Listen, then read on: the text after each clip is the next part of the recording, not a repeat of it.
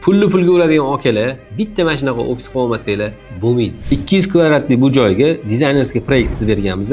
Bu 200 kvadratimiz 3 qismga bo'lingan. Direktorskiy zona, umumiy zona va konferensiya zali. Kirganimizda общий zona akamiz xitoyliklar bilan biznes qilganliklari uchun chiroyliroq bir необычный atmosferani xohlaganlar va biza bu yerda steklanniy oyna qilib turib, такой rasteniyalarni berganmiz. Kirgan odamda bir tabiatda vibe bo'lib turishligi uchun. Resepsiyon orqasida esa stullar ham bor. Bemalol kelgan odam yeb ichib o'tirsa ham bo'ladigan sharoit qilib berilgan. Va akamiz alohida o'zlariga zona qilib olganlar. Bu yerda direktorskiy zonani biz hashamat berganmiz maksimalni.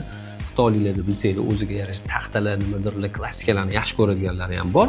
O'shaning uchun bu yerda ro'skishdan ozgina olib kirganmiz, biznes perigovorlarda qimmatroq sotishlik uchun. O'zlarini kabinetni yonida katta peregorodkalar bilan lazijniy eshik qilib berganmiz va yonida mehmonlar kutib qolmasligi uchun divanni yumshoq zona qilib berganmiz. Endi oxirgi 3-qismiga o'tamiz. Bu konferensiya zal. Konferensiya zalda полностью переговорlar, biznesdagi bo'lgan ma'lumotlar, hamma informatsiyalar almashinadi va o'zini barniy zonasi ham bor.